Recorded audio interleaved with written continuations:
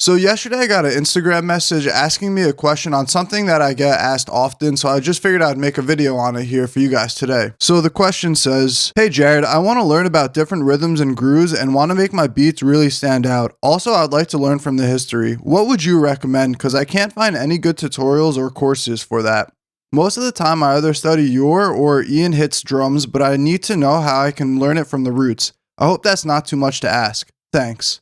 Answer is no, that's not too much to ask. And also, putting me in the same sentence as Ian Hit's drums is definitely an honor. So now let's get into answering the question. I want to start with the last part of this question because I think it's a good overarching theme, which is how do I learn from the roots of music and how do you learn without using tutorials or courses or needing those types of things? I also want to preface with saying that tutorials and courses and mentors, etc., are really useful, especially when you're first starting out learning a new instrument, a new piece of gear, learning a new DAW, maybe new marketing techniques or how to do stuff on social media. It's amazing when you're first starting out. But as you get more in depth into the learning of things, there's going to be certain problems that you encounter where there isn't a tutorial made for that. Or maybe you can't find the exact piece of information that you need, and you need a new way to solve that problem for yourself without being able to go to some external source to find that information. So that's exactly what we're going to be talking about today, is how to learn new music techniques for yourself, new marketing techniques, new social media techniques,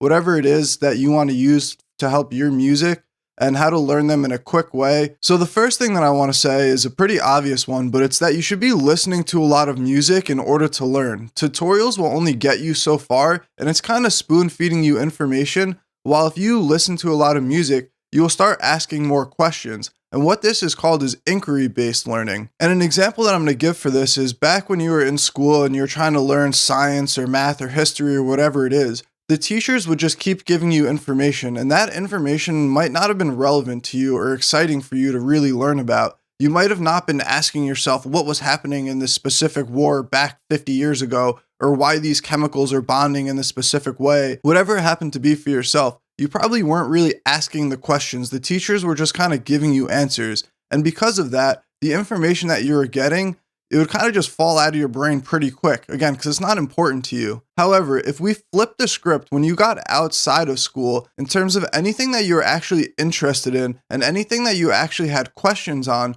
you probably went out and Google searched that information really quick, or maybe went out and physically experimented with something. And by doing those social interactions through the questions that you had initially, you'll create a better learning experience. And now let's relate this back to music. If you go out and listen to a lot of music and ask questions on that music, and then come up with answers for yourself, you don't need to go through this whole tutorial phase. You can just experiment based off the inquiries that you had and learn through that. So now what we're going to do is go through the 4 phases of inquiry-based learning so that you can get a better example of what exactly I'm talking about in terms of relating it to music. So the first phase of inquiry-based learning is orientation, and this is again the listening to music phase. So for me, an album that I recently listened to and that I honestly go back to a lot is Hood Dreams by Knowledge. And there's this one track on it called Just a Wee, where it has this crazy like snare kick pattern and a roll in it. And it always really intrigued my ears. And so just by listening to that song, I started to ask myself, why does this kick snare pattern work? Why does this roll work in this specific place? And I didn't come up with answers just yet, but I was, again, getting acquainted with the material. And just to give this on a little broader spectrum, is to listen to a whole bunch of different genres to get acquainted with those as well. So maybe it's listening to old soul music or old funk music or rock music, or not just old music, new music as well. And seeing all these different trends and becoming acquainted with all these different things will allow you to expand what you're asking questions on and will allow you to learn more things over time. The second phase of inquiry-based learning is now asking those questions and hypothesizing on them. So again, the first phase, we were just getting intrigued that this kick pattern it's catching our ear, but now we're really developing the question as to why does this kick pattern specifically work in this way on this track? And we start to hypothesize why that happens exactly. Maybe it's because the kick hits twice and then the snare hits twice on the back end.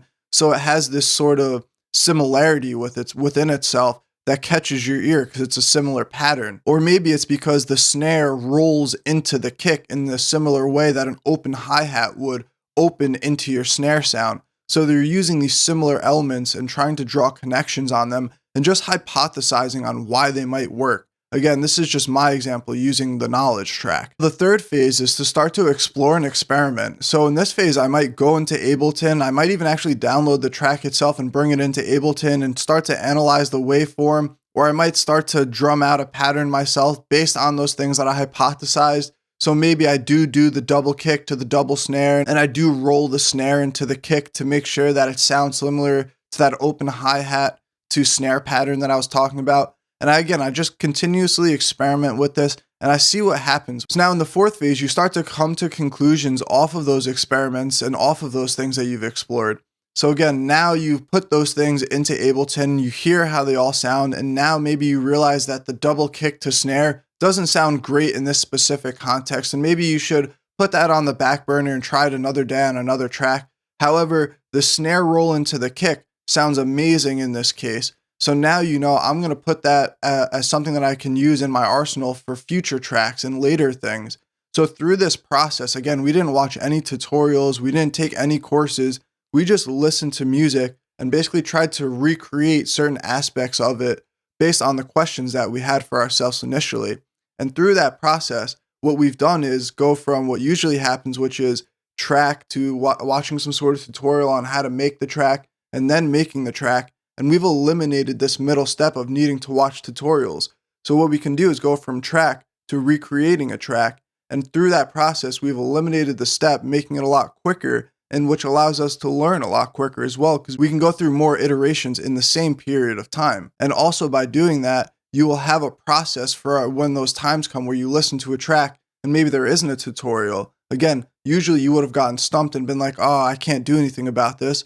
But now you can listen to a track and always have some sort of solution, be able to come up with some sort of method to go from A to B and figure out and learn some new things. This way you can add it to your arsenal of different sound tricks or different music tips and productions that you can use on later tracks that you make and on future productions that you work on. So again, by doing this process and recreating things that you enjoy and that you actually are questioning and wondering why, you'll create a more sustainable process for yourself.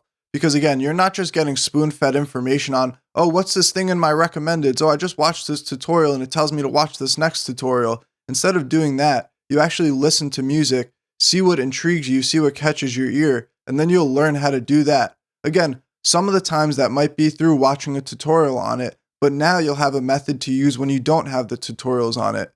And I also just want to say one more time that I'm not saying that tutorials and courses are bad. They have great assets, and if you really want to look into it, there's something called social cognitive theory by Albert Bandura, I believe, and it's kind of just going into how we are very good at vicariously learning through others and modeling others. So for example, maybe watching somebody on stage play guitar or in a tutorial playing guitar or playing the drums or working through a DAW making a track. We're very good at learning that way.